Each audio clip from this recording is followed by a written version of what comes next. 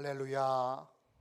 우리 2층에서 예배 드리시는 분들, 또 3층에서 예배 드리시는 분들, 또 영상으로 예배 드리시는 분들 사랑하고 축복합니다.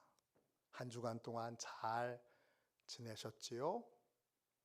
주님의 은혜와 평강이 여러분과 함께 하시기를 축원합니다.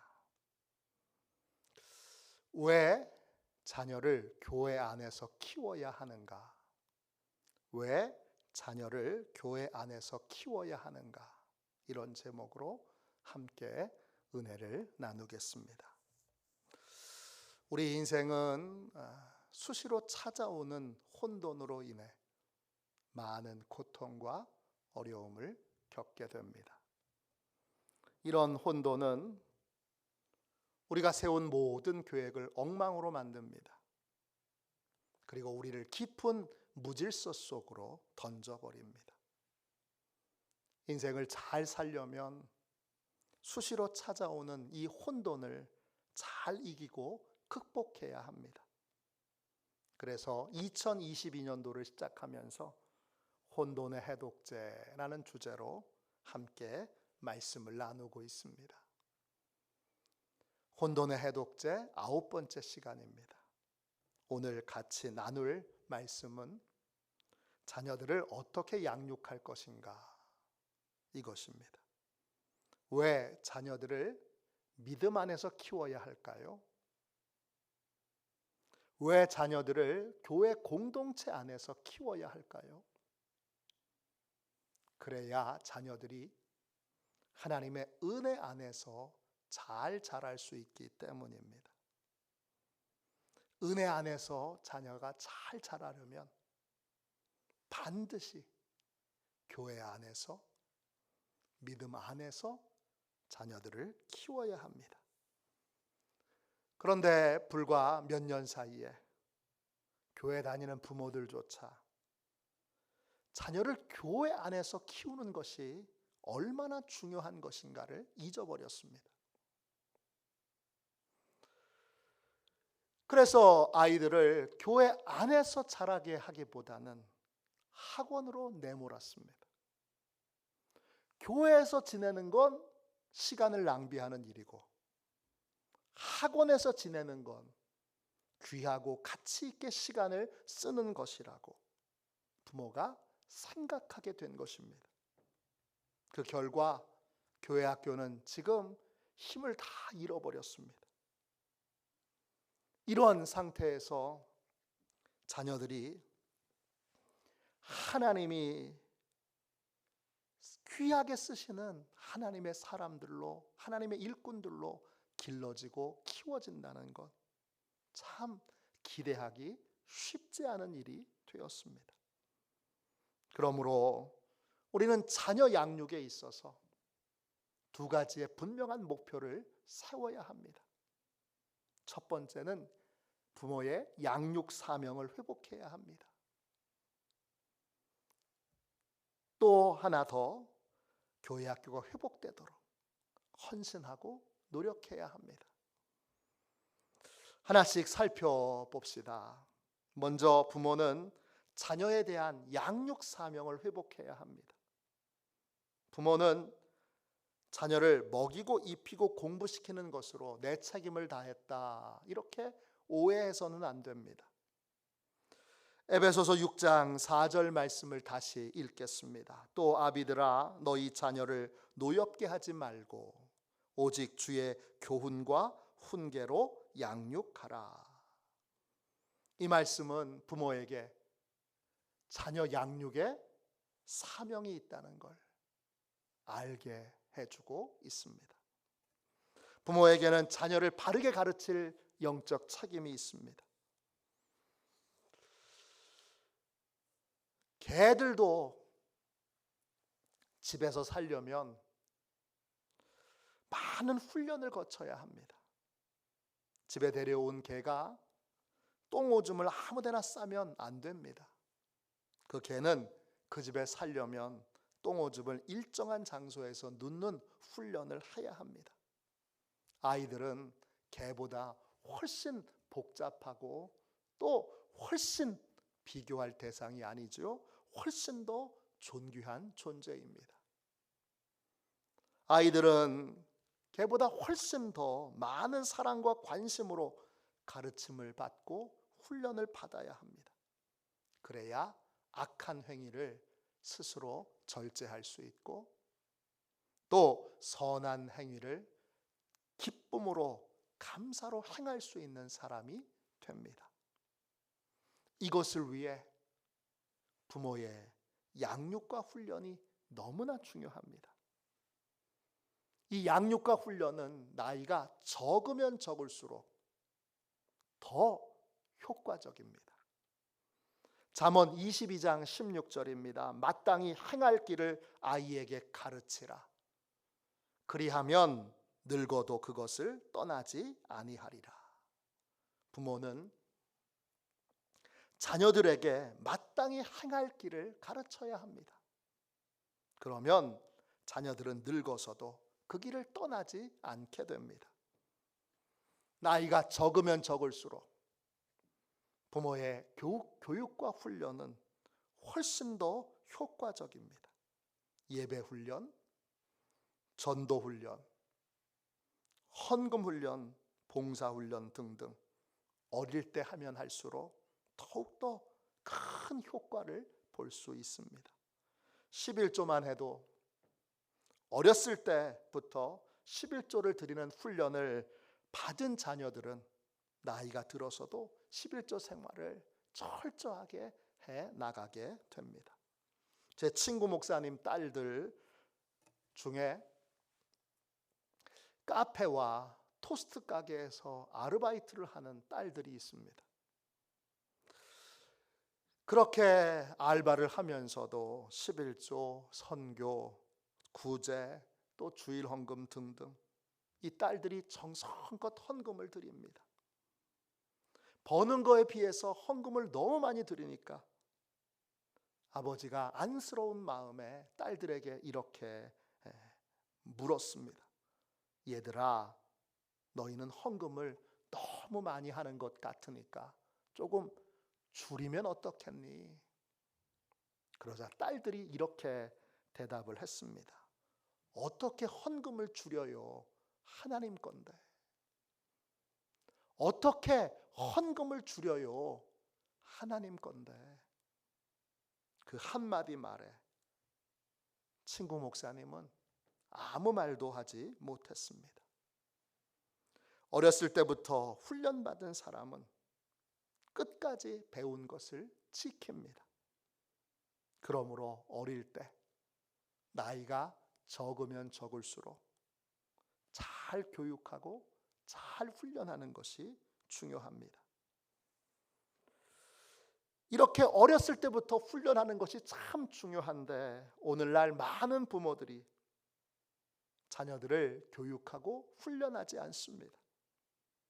자녀들이 해서는 안 되는 일들을 하는 것을 보고도 가만히 있는 부모들이 많습니다. 자녀가 부모를 따라가며 고성을 지르고 고함을 찔러도 부모는 가만히 있습니다. 아이가 밥을 안 먹고 식탁에 차려진 음식을 가지고 장난을 쳐도 부모는 보고만 있습니다. 자녀가 엄마의 얼굴을 때리고 엄마를 아프게 꼬집어도 부모는 가만히 보고만 있습니다. 이런 태도는 관대한 태도가 아닙니다. 이런 태도는 무관심한 태도입니다.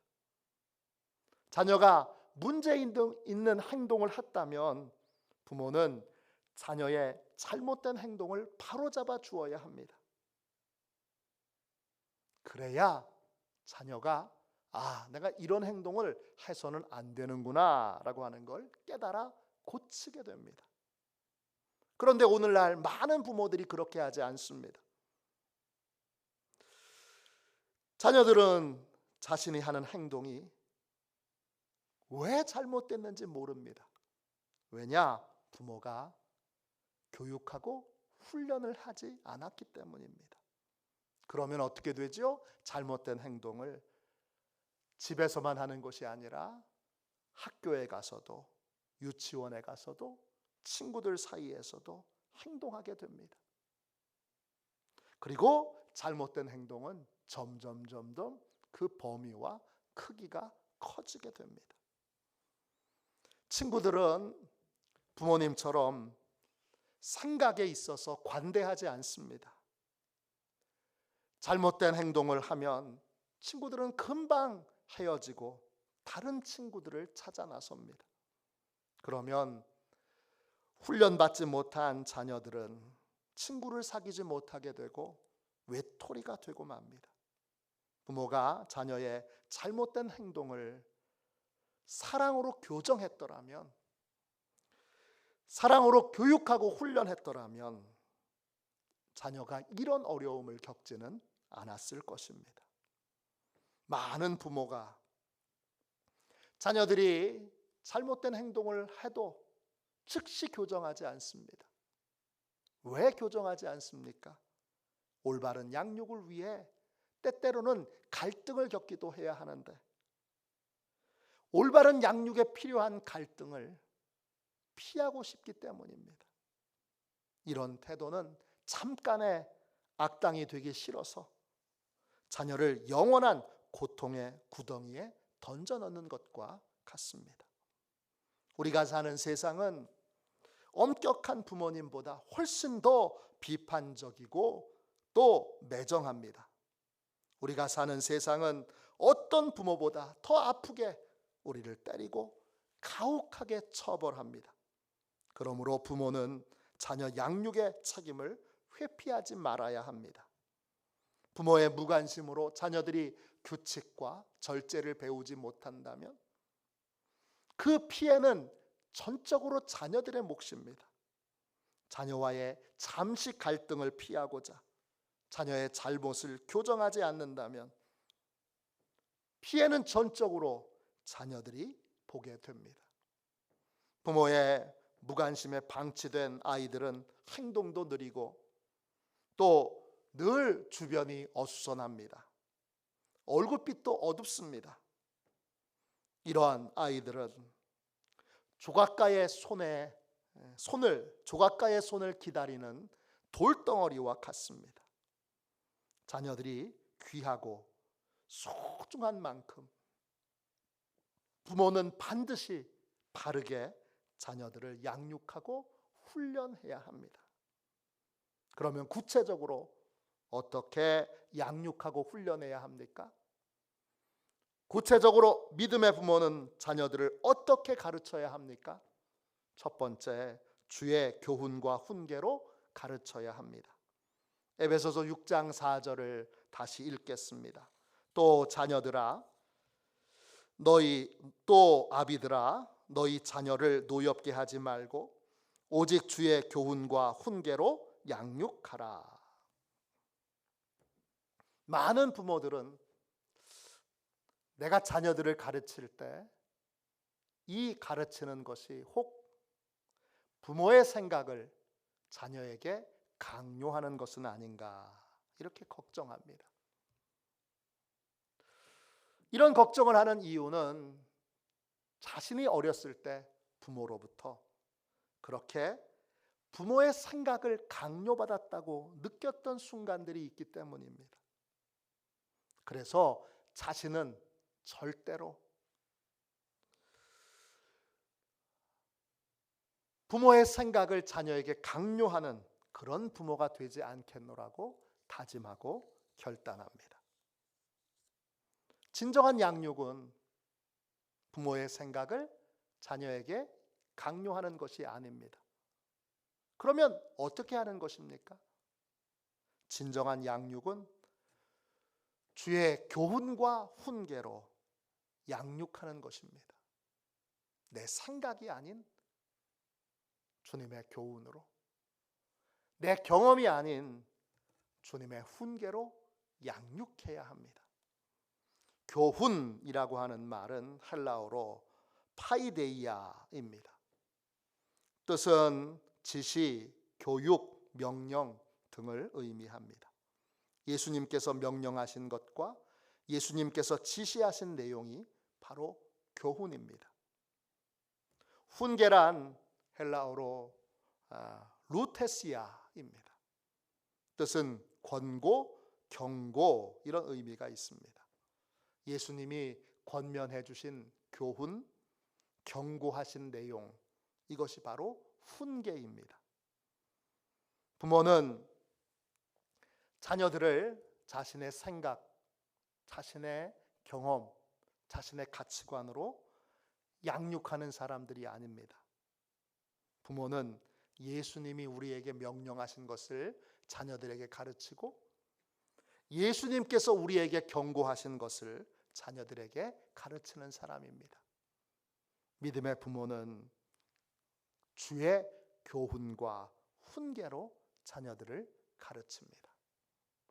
두 번째, 믿음의 부모는 자녀를 어떻게 가르쳐야 합니까? 둘째, 적절한 보상과 처벌로 가르쳐야 합니다. 히브리서 11장 6절입니다. 믿음이 없이는 하나님을 기쁘시게 하지 못하나니 하나님께 나아가는 자는 반드시 그가 계신 것과 또한 그가 자기를 찾는 자들에게 상 주시는 이심을 믿어야 할지니라. 하나님께서는 우리가 하나님을 기쁘시게 하는 삶을 살 때 우리에게 상을 주십니다.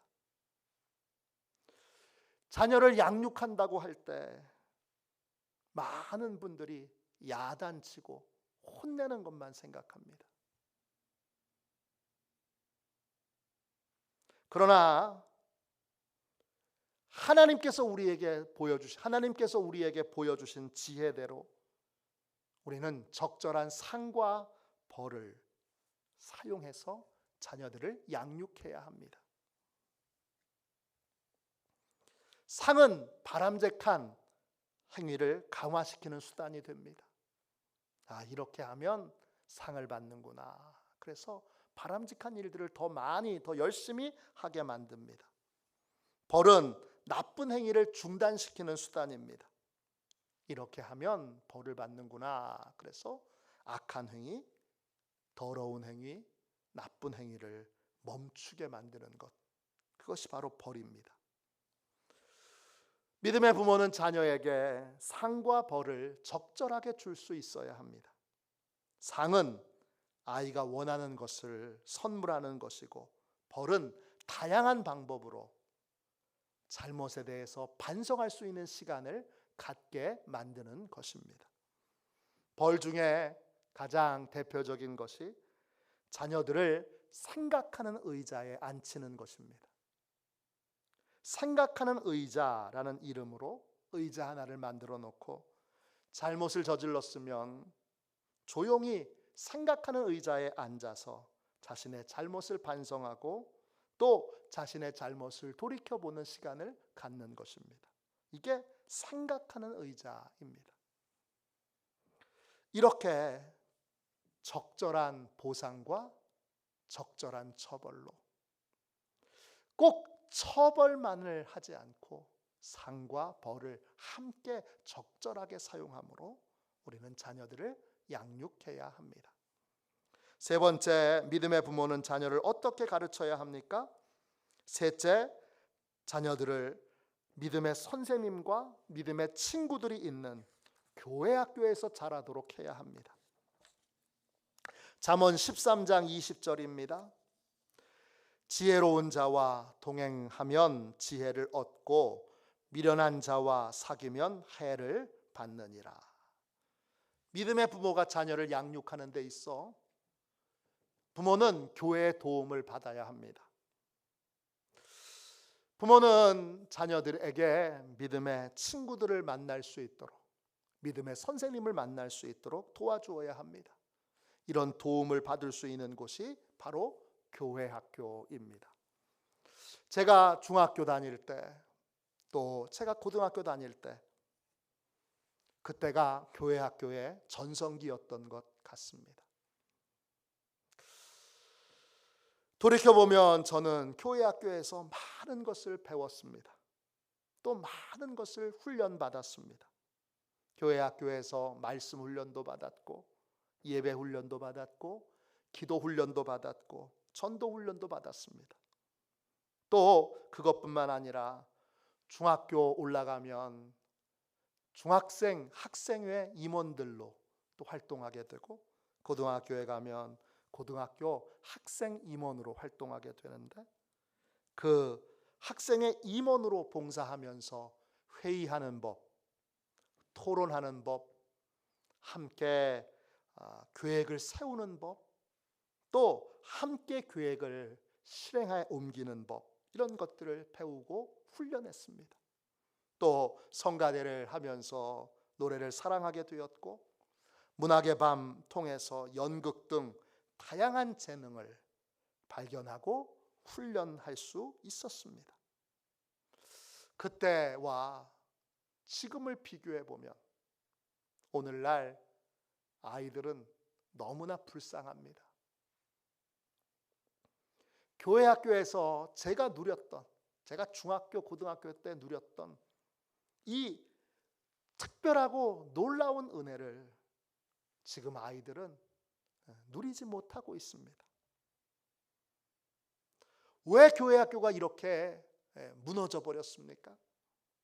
많은 이유가 있지만 가장 큰 이유는 부모들이 교회 학교에서 아이들을 학원가로 내몰았기 때문입니다.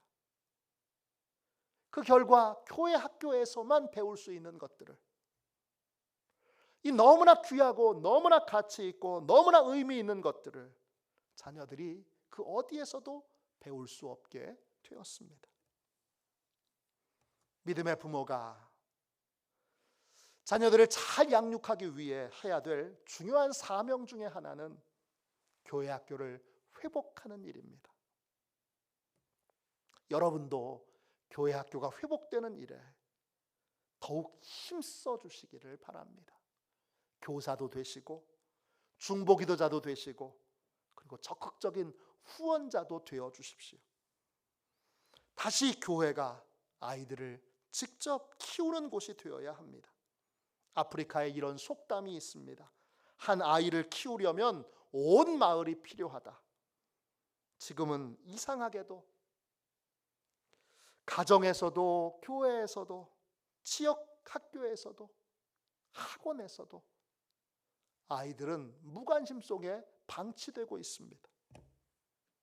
아이들은 그 어떤 곳에서도 규칙을 배우고 절제를 배울 수 못한 채 그냥 미성숙한 채 머리만 커지고 몸만 커진 상태로 살아가고 있습니다. 이것을 막을 수 있는 길은 가정에서는 믿음의 부모가 자녀를 바르게 가르쳐야 한다는 사명감을 회복해야 하고, 교회에서는 교회 학교가 다시 바르게 세워져야 합니다. 네 번째, 믿음의 부모는 어떻게 자녀를 가르쳐야 합니까? 네 번째, 부모 스스로 자신의 연약함과 부족함을 인정해야 합니다. 에베소서 6장 4절입니다. 또 아비들아, 너희 자녀를 노엽게 하지 말고 오직 주의 교훈과 훈계로 양육하라. 노엽게 하지 말라 그랬습니다.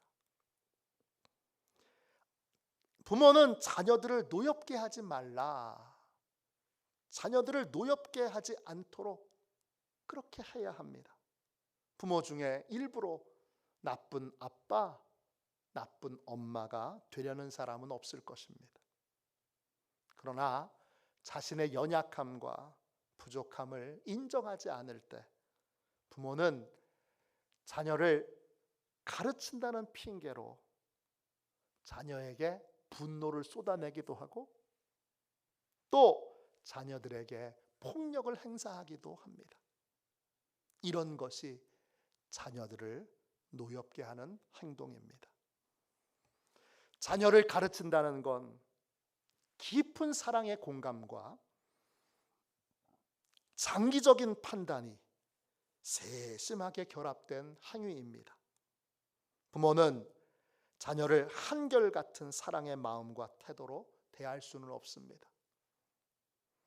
부모 안에 어느 날은 정말 사랑의 마음이 다 고갈되어 분노와 짜증만 남아있을 때가 있습니다. 그럴 때는 자녀를 가르칠 준비가 되어 있지 않은 상태입니다. 이럴 때는 얼른 자녀를 지도하고 양육하는 일을 뒤로 미뤄야 합니다.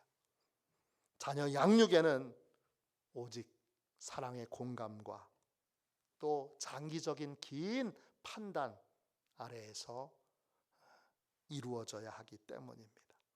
그것이 진정한 자녀 양육이기 때문입니다. 말씀을 정리합시다. 자녀를 바르게 가르치고 양육하는 것이 하나님이 부모들에게 주신 사명입니다. 부모가 이 사명을 잘 감당하려면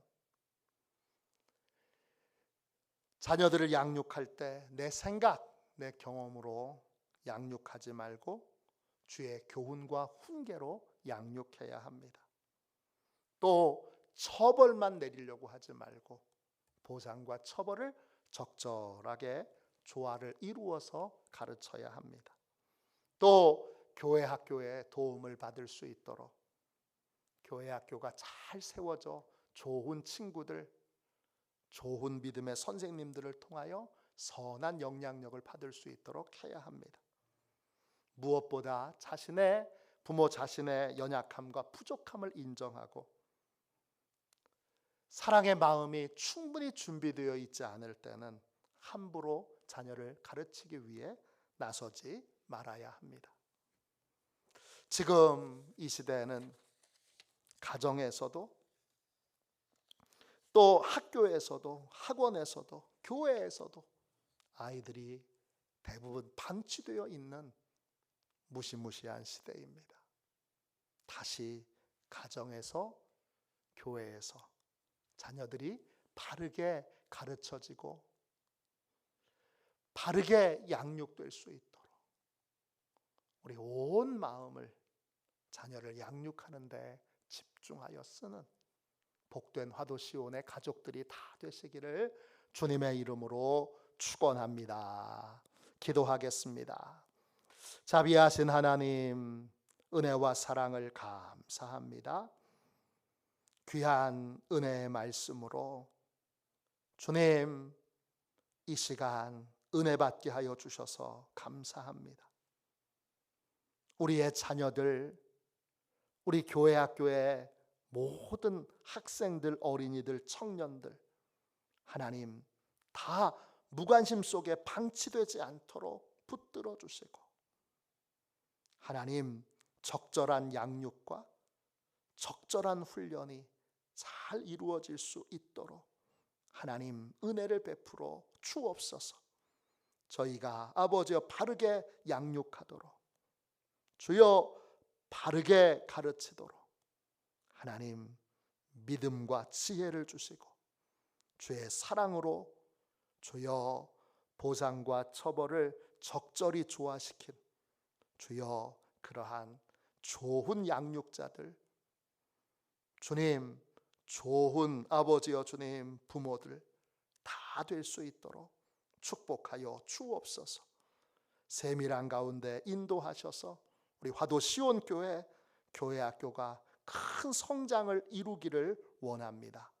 주님 축복하여 주시고 큰 도약과 성장이 있어 좋은 믿음의 선생님들이 많이 세워지고 좋은 믿음의 학생들이 많이 세워지는 복된 아버지여 주님 교회와 학교가 되도록 역사하여 주옵소서.